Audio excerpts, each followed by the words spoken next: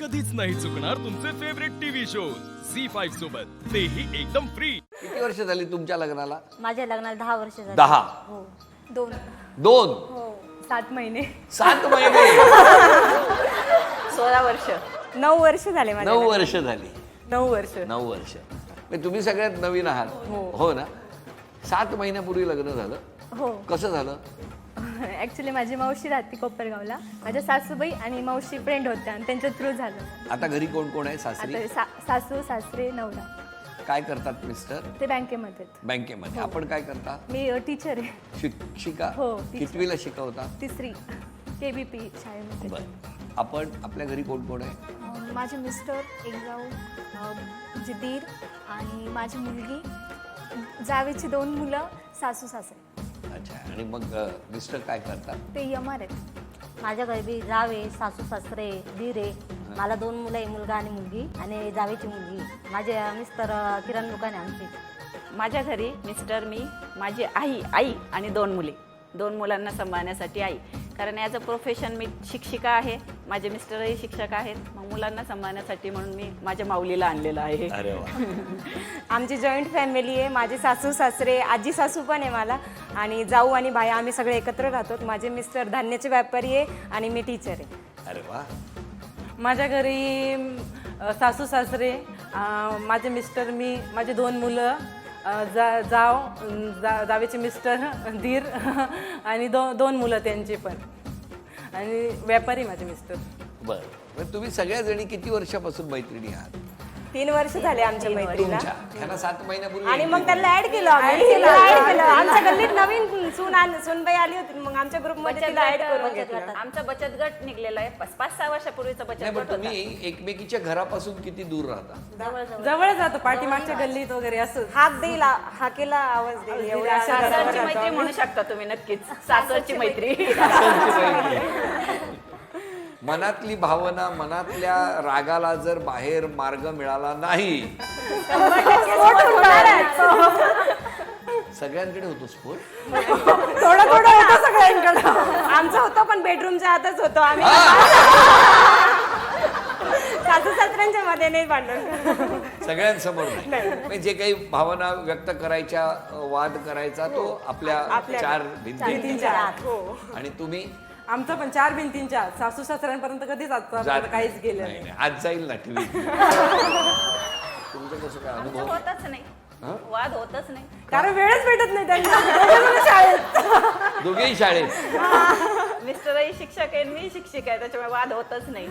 पण भावनिक आधार देणाऱ्या मैत्रिणी लाभल्या, हेच माझं फार मोठं भाग्य समजते मी. कारण पुस्तकातली गणितं, आयुष्यातली गणितं ही या मैत्रीच्या सूत्रांशिवाय कधी सुटणार नाही असं मला वाटतं. हो का? आणि हा भावनिक ओलावा असतो मैत्री म्हणजे फार. आता भावनिक सांगायचं झालं तर मी ड्युटीला असते, मिस्टरही ड्युटीला, घरी आई मुलांना सांभाळते.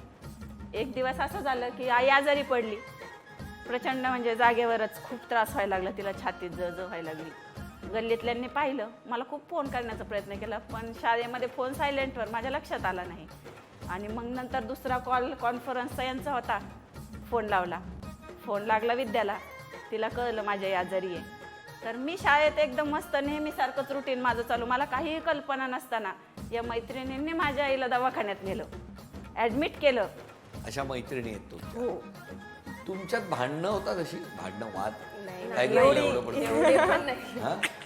मी तर नाही भांडत कोणाशी. तुम्ही नाही ना, नवीन आहात. फक्त रडते ती, रडते. फक्त रडते. हळवी खूप, लगेच हळवी. तिला कोणी काही बोललं की लगेच डोळ्यातून ढसढस पाणी येतं. एकदा तर इतकी मजा झाली, तिच्या घरी तिची सासू निघून गेलेली होती आणि अचानक तिच्या घरी पाहुणे येणार होते. आता नवीनच लग्न झालं म्हटल्यावर तिला स्वयंपाकातलं काहीच माहित नाही, आणि तिला करायच्या होत्या चपात्या, आणि तिने पीठ भिजून ठेवलं, इतकं पातळ, त्याच्यात इतकं पाणी.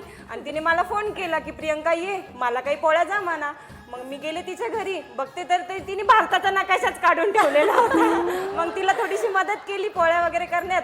बरं झालं मी मदत केली, नाही तर पाहुण्यांचे पोटच दुखले असते. पण आता छान करते. आता येतंय ना? मग अनुभवाशिवाय काय? 7 महिने झाले. 2 ट्रेनर ठेवलेले आहेत आम्ही शेजारी. तुमच्यामध्ये तापट स्वभाव कोणाचा? सगळ्यात दुसरीकडे बोट टाकत थंड असतं यांचा तापट स्वभाव आहे. खूप सांभाळून राहावं लागतं यांच्यासोबत. का हो, कशामुळे? मला खूप लवकर राग येतो, कोणत्या पण गोष्टीचा राग येतो. आणि खोटं बोललेलं त्यांना अजिबात पटत नाही मला. मैत्रीमध्ये थोडस खोटं बोललं का त्यांना लगेच म्हणजे लगेच आम्हाला रागवलं केलं सोडून जरी गेलं ना कुठं ट्रिपला वगैरे तर मला राग येतो. पण एक सांगा, कधी गेले आहेत का अशा? गेलेले होते ना एकदा. काय झालेलं? आता बाकी शांत राहा, बोला काय. त्याने काय नाही इथं कुंभारी म्हणून तिथं वनभोजनाला मला सोडून गेले ह्या सगळ्या जणी. मी माहेरी गेले तो मी म्हटले मी येते उद्या थांबा, तर ते थांबले नाही, मला सोडून निघून गेल्या. पण तेव्हा मी इतकी तापले ना, तेव्हापासून ते आता मला पुढेच सोडून जात नाही. मला घेतल्याशिवाय जातच नाही त्या कुठं. काय काय तुम्ही तापले म्हणजे काय केलं त्यांनी? त्या म्हणजे त्यांचा ते बोलायला जेव्हा लागते ना तेव्हा आम्ही सगळेच घाबरून जातो, सगळे शांत बसून जातो. हा फक्त ऐकून घ्या, हे काय म्हणताय सध्या ऐकून घ्या. गावाप्रमाणे स्वभावात कांद्याचा तुकडा तिखटपणा भरलेला आहे.